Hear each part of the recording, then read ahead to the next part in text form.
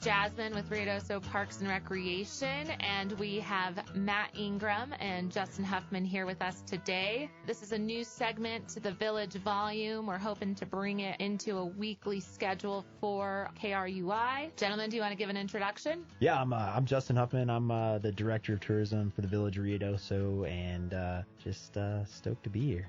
My name is Matt Ingram. I'm Executive Director of the Ruidoso Midtown Association, a 501c3 nonprofit. Awesome. How's it going, guys? Good. Good. Welcome. You guys excited about July 4th weekend in Ruidoso? You know, it's always it's such a big weekend for us, so it's gonna be interesting with COVID. So that'll be a little bit of for sure. a change. Obviously, the no fireworks going on at the inn, so I think there's going to be a lot more people in town. I'm looking for something to do.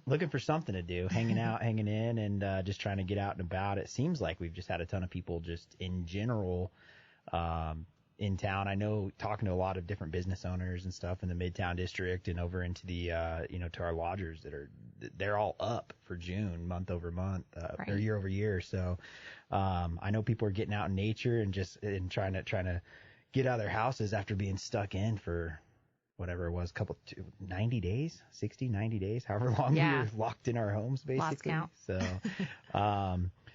it's going to be fun. I'm pretty stoked about the July 3rd, the free locals day at the lake. I think that's huge. Yeah, we're excited about it too at Parks and Rec. So if you don't know about Locals Day at Grindstone Lake, you still need to make a reservation online at ruidosoparksandrec.com, but it is free for locals to make their reservation. Hopefully we have a great turnout and everyone's out there enjoying the water and fishing and boating and swimming.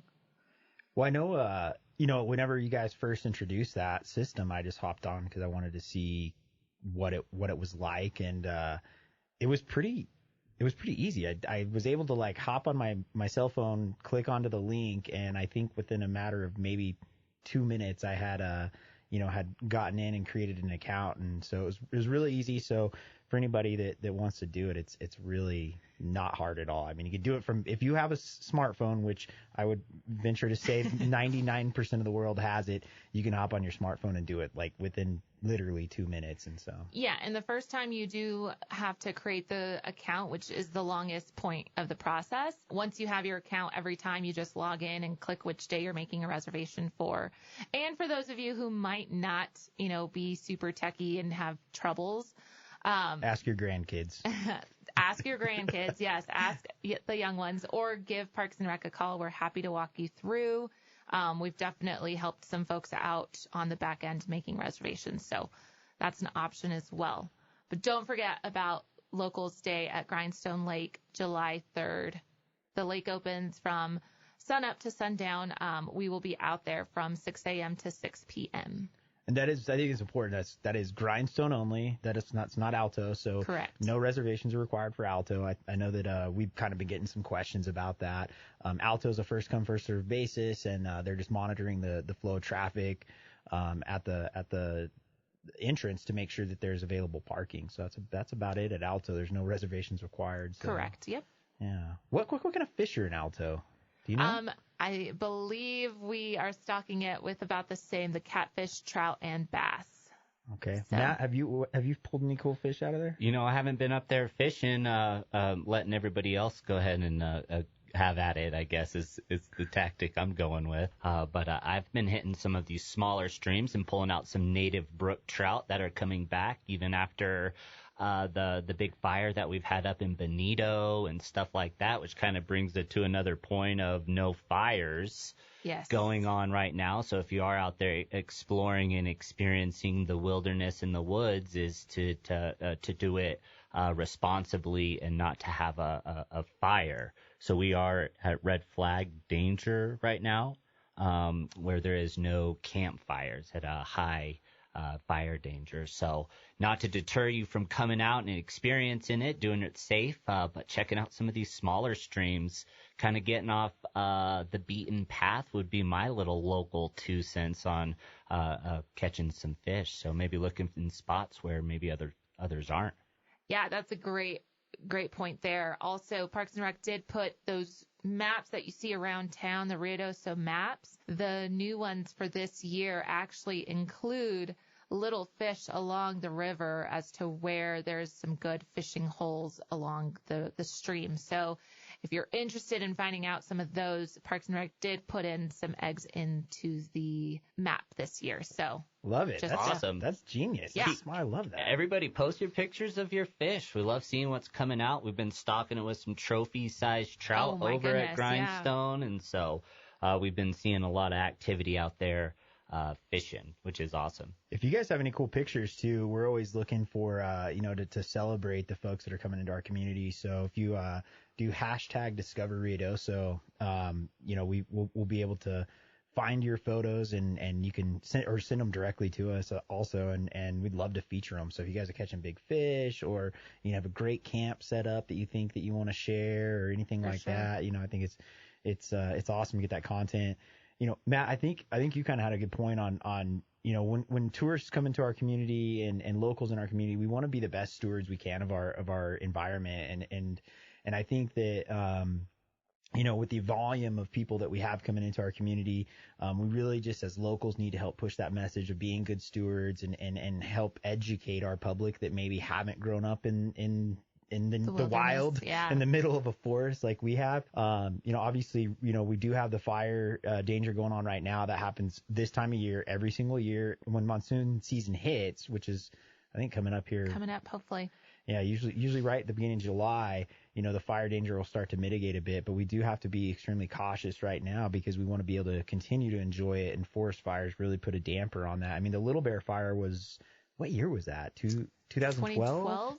Or 2013, yeah. Yeah, and I mean, that was a heck of a fire that really, inhibits people from being able to come and enjoy, Ruidoso. So, as people come into our community, make sure we're helping to educate. Hey, make sure they know there's no fires, or talking to people about, hey, don't do a campfire. It's extremely important. We realize that you want to have the full experience, but that there is a high fire danger right now, and hopefully once the monsoon season hits, that'll be lifted. It usually is every year, and kind of get a little bit more laxed on that. But just being vigilant right now about not having campfires. Absolutely. Yeah, and along those lines is keeping Ruidoso beautiful. We want to make sure that we're encouraging people to pick up their own trash, at the lake. I know that's part of our spiel is, please take out any trash you bring into the lake. We've actually added it to their receipt. So when they make a reservation, they're signing that they There's do that agree. Check. You have to check the box. Yeah. Yeah, it's a prompt. You agree to take out any trash that you're bringing into the park. So, there's lots of things we want to help our visitors kind of keep in mind. And those are definitely some important ones. Well, that pack in and pack out is, it is so important because what makes Ruidoso amazing is just the raw nature that we get to explore, just this untouched element. And whenever you do get out there, you want to make sure you take anything out that you bring in with you. So that pack in, pack out mentality has got to be instilled in everybody. And, I know there's a ton of locals that go out and actually pick up trash. And absolutely, if you're out there and you happen to see something, take care of it yourself if it's within your capacity. I know we were out riding the other day and found an Allsup's cup off the trail, and I had a backpack. We just threw it in my backpack. And so if that's something that you're comfortable with, pick up other people's trash. Like I said, we've got to protect our environment to make it the best experience for everyone. And hopefully along the way we can, encourage and help educate our tourists that are coming into our community to do the same. There's a thing that I see a lot going on, like you're seeing out in Utah, like at Zion, or out in California at was it Jacob Tree? What is that? Joshua Tree. Mm-hmm. There's concerns about loving nature to death. Like we love it so much that we overutilize it. So with us here, we just got to be extremely cautious and vigilant and help educate our guests.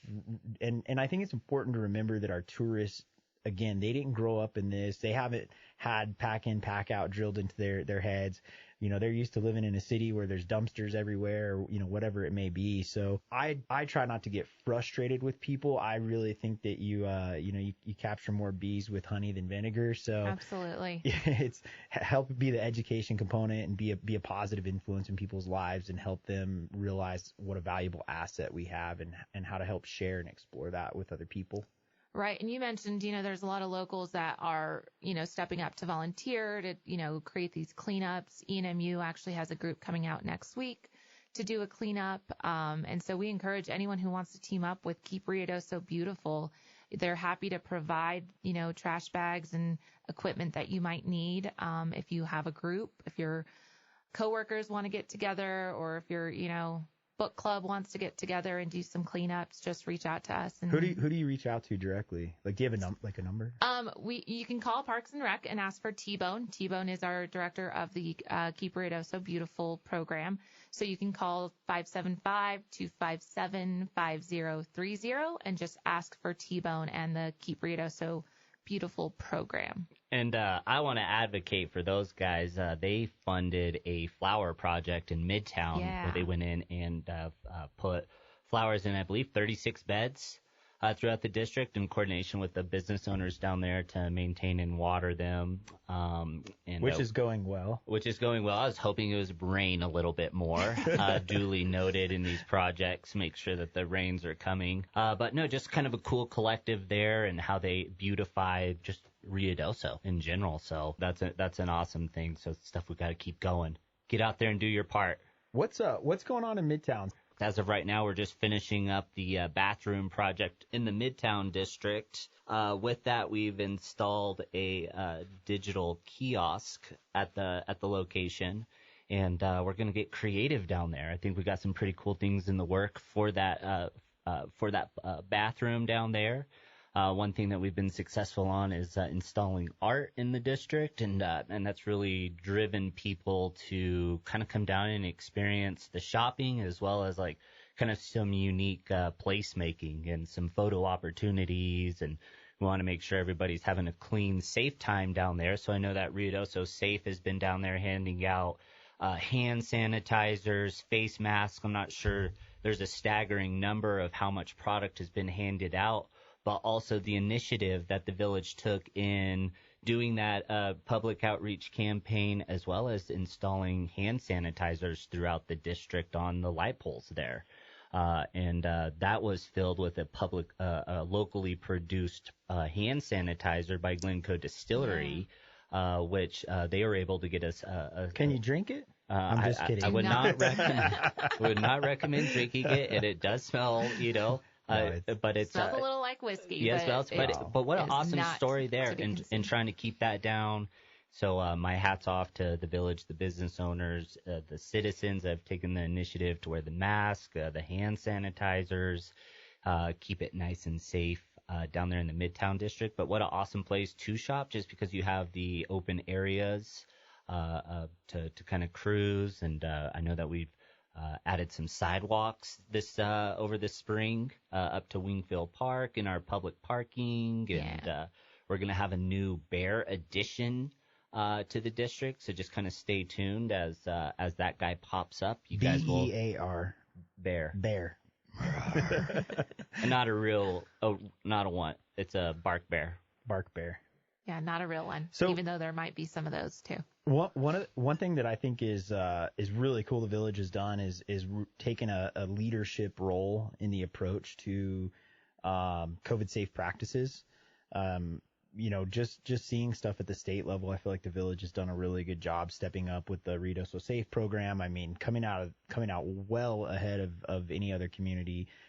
Boots on the ground. I mean, saw Jasmine. I saw you out there handing stuff out, talking to our business owners about COVID safe practices, giving stuff to the tourists and guests of our community. And, you talked about it, the hand sanitizers, like that's something that's not happening in every community. I mean, it's just something that the village has done a really good job at. And, whether you believe in it or not, or whatever your political stance is, the thing that I keep leaning on is we have got to do everything we can to ensure that our economy stays open while our tourists and our locals stay safe and healthy.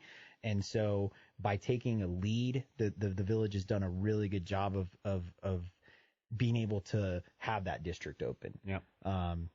Keep Grindstone operating down the road. Taking those initiatives and those safe practices to ensure like the future. It's not just short term, like it's a long term deal. It's not just regional. This is a global deal. Well, and the Ruidoso Safe is out there. What they're out there Friday, Saturday, Sunday. Friday, correct? Saturday, and Sunday. Yeah. I mean, their tent is set up. It's manned. I think like during all the peak hours. So I'd say what? Do you know the hours that they're manning it? Right now we did cut back on the hours to 11 a.m. to 2 p.m. Yep. Yeah, that's great. Friday, Saturday, and Sunday. Right there in the Lincoln Tower Plaza. So if you don't have a face mask and you need one, you can go down there and get it. They've got hand sanitizer. Yeah, and as we start to kind of phase out that, Ruidoso Safe, the program will continue. We are going to be teaming up with some of those businesses in the district so that, once we phase out the tent and having staff out there, it'll be certain businesses that you can reach out to, and they'll be giving out bags of the PPE and information, and of course the hand sanitizers throughout the district will remain there. So I think it's a good idea to just keep those out there forever. Yeah. If you're a business that wants to participate in that, do you reach out to Parks and Rec or do you reach out to the village? Who do you reach out to? You can reach out to either one. Honestly, it's a team effort. But Samantha Mendez with our community development, she is your go-to for any information on the PPE and the Ruidoso Safe program. And she can be contacted through the Village Hall phone number, which is 258-4343. That's actually it. Okay. I believe it. Good. Nice. So, well, that's cool. So some of the businesses can participate in that, and then we'll still be able to have boots on the ground without the village having to be totally present and actually spread it out a little bit, which is great. So. Yeah, and just again engaging those business owners that are fully supporting and interested in keeping that interaction in the district. I know Becky Brooks sent out an email yesterday. Yep. We just talked about having the chamber come on and do sort of a weekly update on their members and kind of what they have going on. So that's also in the works. Yeah, she sent out an email. They got 3,000 masks donated to the chamber yesterday, and they are going to be giving those out to the public. That is awesome. So if you're in need of a mask, and it's a cloth, I believe it's a reusable cloth mask. If you're in need of a mask, that's a great way to get one if you need to get one, and you don't have the means to either make your own or you just want to go grab one. So they have 3,000. So reach out to them. That's a great give back that the chamber's providing, and I think it's awesome. Yeah, that is awesome. What else is going on? Man, I think we're just getting geared up for the 4th of July weekend. I think it's going to be it's crazy that it's already July. I know. Yeah. Where's time going? Days are getting shorter. Yes. Are they? Yes. The longest days already happened, right? Oh. Summer solstice that's right. Yeah. Wow. Just some fresh knowledge coming our way. Well, no, I'm getting excited. I'm ready for the rains to come. I'd say it's think rain. Yes, please. And I think that as all these restrictions have been put on us, we're looking at going into the nature and experiencing that. I think a good takeaway is just being respectful of nature while out there. But also get out there and explore it and see what's out there, and again, I think that everybody's going to these hot spots. I think it's a way to go to some other places, go check out some of the cool trails that are out there. And Justin and I have been mountain biking, and in Cedar Creek, there's nobody out there. Yeah, you're kind of going around the horses and the deer and that picture you took yesterday. Places. That picture you took yesterday was awesome. You like that? That guy was my buddy. Matt Matt sends me a picture last night of him with his mountain bike against that was geriatrics, right? The entrance to geriatrics trail. Cool. So right at the fitness trail, has his bike leaning against a fence, and there's a wild horse standing there posing for the picture. I would like to say it was a wild horse, but no, I believe that the Forest Service utilizes horses to some capacity. Oh, that wasn't a wild horse. I know. We could have sold that as a wild horse deal. And, I mean, I have a picture with my arm around it. Like, it was the most tame, wild horse that we had ever seen. But no, I believe that Forest Service uses those animals. So that's why the gates are there. Posing for the picture. But if you haven't gotten out there, man, the mountain bike trails are awesome right now, especially it's dry. They're just, they're bulletproof right now. But the downhill course in Cedar Creek, I don't know if you guys ever get an opportunity, go out there, definitely wear a helmet, practice, some safe mountain biking techniques down that trail. But that thing is awesome. And I know that they're trying to connect all these other ones. Eco Servants, big shout out to those guys at going in and putting in trails. Absolutely. They just put in a easy trail to the top of the downhill that they just dug in. So you don't have to go up this gnarly ravine anymore. You can just hit the easy trail. Was that what we took? That's what we took. That's what right? we took. You take a right. You don't go left, go right. It's all nice and marked up there. Good family friendly bike trails around there. I was riding behind Matt, which is, you don't want to ride behind Matt because he's like a billy goat, just trudges away up the mountain. But I'm looking up at the sign and it says difficult to the left and easy to the right. And I was like, please go right, please go right. Yep.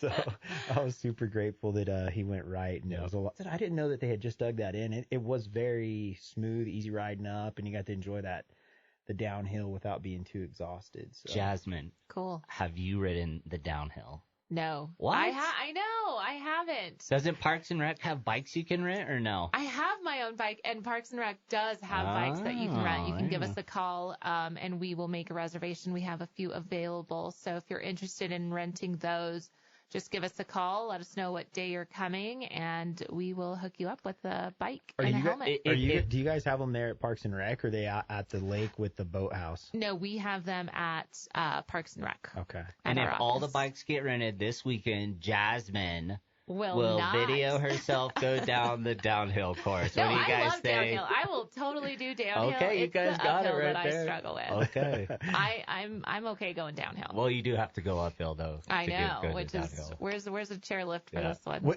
Well, speaking of that, Ski Apache opens up on what is it, the 2nd, I believe. Are they? I actually have not heard that. So. I just saw a post. So that's going to open up some more trails. Which, if you have a season pass to Ski Apache, it's you now get summer and winter with your season pass. So if you don't like to pedal uphill, you just throw your bike in the gondola, take the 15-minute ride up the hill, and then you just bomb it down. Yeah. So. Sign me up. And it's great. They have some good equipment up there that you can rent. But talk about one of the coolest downhill with the big berms. They got these big wooden berms that you can ride, and it's one of the most scenic downhill courses that I've been on. Yeah. Awesome. We got 2 shops in town too that do I think one does bike rental, and then I know we got another mountain bike shop. So there's Pinnacle Mountain Bike Shop, and then the border stop. No, the board shop. The board house. Yep. Board house. The board house. Board house, yeah. Yeah, right over there by yep. Sorry, Shane. He'll forgive us. But no, I went over there. I've gone to both of them, got my bike fixed up, keep me out there going on those trails. I think it's cool because I see a lot of those Rocky Mountain bikes out a lot on the trails. So I know that those are, part of his rental fleet. Awesome. So it's cool seeing that the community is starting to invest around, embracing nature, and it's helping people get out. I mean, they have some of the pedal assist over there if you're not an affluent rider or the elevation is just really tough on you. That'll get you out on the trails. So that's really cool. It's seeing people out because of these, these businesses in our community. Well, I went and rode one of the electric bikes. Shane let me ride one of them, and I put it in, it's like a psycho ludicrous mode. Ludicrous mode. I was like, man, I could just have this, ride this thing around, look like I'm working out when I'm really not, just going up all the hills. Then I'll go uphill. Oh, there anywhere. you go. Okay. Yeah, those are super That might easy. be a stipulation to your downhill thing is no electric. Oh. But no, those things are awesome. It's cool. It's a kind of a new industry, and like Justin said, is embracing like a business. I like that a community is behind some bike shops where in the past we haven't had that type of industry. And so I like that we're starting to focus more on connecting all the mountain bikes. We're gaining outdoor recreation, businesses. I feel like something big that like Parks and Rec, your department has been such a driver for a lot of this growth. Another one, like the disc golf. Yeah. It's like there's so many places in town that you can buy, are they discs, not frisbees. Yeah. But you can go and buy some discs at them and get set up. So and then Moon Mountain, the new course is, it's beautiful. If you haven't been out there, I don't play it myself because it's pretty challenging, but bring some water, go out there and play. It's beautiful. Yeah, it's great. Our department, Parks and Rec, also does rent out the discs. So if you're new to the sport and you just want to try it out and not invest in buying any discs right up front, you can visit our office and we'll lend you a couple of discs for your crew that you're taking out to play. And then, of course, Rugged Ridge is always available for information on, what are the best type of discs for he'll even break it. Everett is awesome. He'll break it down he'll watch you throw and tell you what kind of disc is, going to be the best fit for your style. And he's just rad. He like knows these terms that I didn't. He's like, oh, that's what is it? Anheuser. I don't even know what he said. No, he's like some specific toss. He's like, this is how you throw. And I'm like, there's a name for that? Like, he's good. Yeah. He's great. So he actually worked with Dynamic Discs to they brought out their pro to help lay out and design the Moon Mountain course. Yep. And from my understanding, that's nationally, it's not nationally ranked yet because they haven't had a tournament, but that is a national quality course that, they're hoping to get on the national circuit. So we'll likely see a lot more pros coming in. I know we're already in New Mexico, the summit, the best that you can get in disc golf. I mean, we had 27 holes at Grindstone. Is it still 27 or is it down to 18 now? No, there's still 27. Yeah, there's still 27. Yeah. They just redesigned the front nine. Correct. Which is awesome, by the way. Yeah. So you've got 27 at Grindstone. You've got 18 right now at Moon Mountain. They're going to put in another 9 eventually. You've got 9 up at Ski Apache if you're up there and you want to play. You've got 18, I believe it's 18 down at the Inn. We have a lot of disc golf in this town. Yeah. Oh, yeah. And, again, Everett has just been such a leader in the community of trying to get the sport out there. And if you've got little kids that are interested, it's such a fun sport. I take my nieces and nephews out to the course all the time, and they just have so much fun, participating in it. And I know Everett was trying to get a program into the schools before, all the craziness happened. But he's a huge advocate. I know he would be more than willing to, set up a little lesson for a family or, even if it's just you wanting to get some tips and tricks. Get out there and flick them. Yeah. Right? Yeah, you can hook those. Well, go check out the front nine. They redeveloped that. They did a cool watershed project down there so you don't cross the river like you had to. But you've seen that really come to life. Beautiful. And Eric and those guys over there have done a good job at redeveloping all of that. I think the flow's a lot cooler. Elk are down there early in the morning. Yeah. I saw Jasmine driving the gator all crazy the other day as I was out there playing Frisbee golf. So it's just a cool activity. You don't have to have a reservation to play Frisbee golf. Nope. Right? You can just drive on down there, go tell them that you're going to go play some Frisbee golf. My recommendation is go early in the morning so that it doesn't get so hot on you. Yeah, Beat the crowds. You talked about the elk. I think that's something else, within our community that's... Don't feed the wildlife. And I have to admit, we drive around town. I'm always in awe when I see our elk or our deer and stuff. I get it. I get why people, I actually realized I was a total tourist. We were out in Texas and there was a place where there was wild bison and my wife and I were parked in the middle of the road. I'm like, where are those people? So, but it's super important. People, you have to respect the distance. These are wild animals. I just saw a picture in Midtown the other day, one just hanging out in the middle of Midtown. I think there was 2 elk in Midtown. Eating the flowers that we just freshly planted. But make sure you observe them from a distance is something that I think is super important. And again, our tourists, they're in awe. That's one of the most amazing things they've ever seen in their lives is wild elk, wild deer. wild turkey. There's all kinds of wild animals. We're living in the middle of a forest, so we just got to make sure that we're respectful and help educate our tourists. Like, hey, observe it, but observe it from a distance. Please don't feed them. It's really bad if you feed them. I mean, it can upset their digestive system and really cause them harm. So please don't feed them, but observe them, enjoy them, but enjoy them from a distance. Especially now they're calving, and so you're holding those elk into residential areas. Those calves don't know, and we'll start to see those babies running across the roads and stuff like that. So most definitely important not to disturb them, especially right now. When you don't want to come across between a mama and her calf either. She'll stomp you. So you gotta be cautious about that.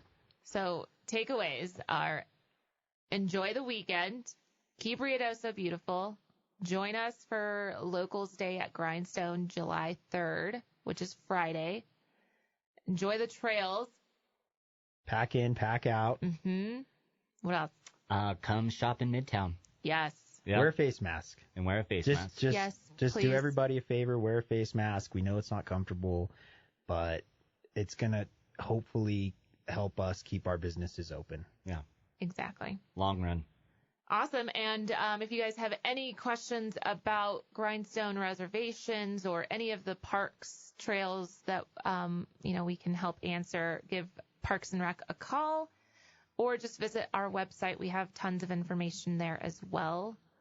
And check us out too, discoverruidoso.com. Yes, share photos. Find us on Facebook, Ruidoso NM. Share photos with us. We're on TikTok now. I've been TikToking, so I love TikTok. I love it a little too much. So find us on all that stuff. Ruidoso Midtown Association. Find us ruidosomainstreet.com.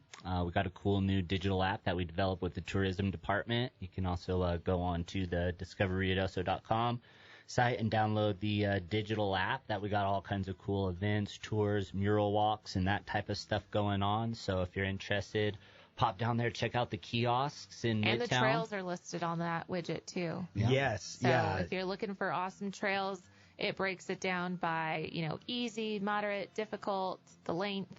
Interactive map tells you where you need to be, where you need to go. There's a lot of ways for people to connect to us. So you have the ability, with a smartphone, you can reach out to us, and we're happy to answer any questions you have. Happy to welcome you to our community, and we're here to be a resource for anybody, our locals as well as our tourists. So reach out to us. Yeah. Thank you.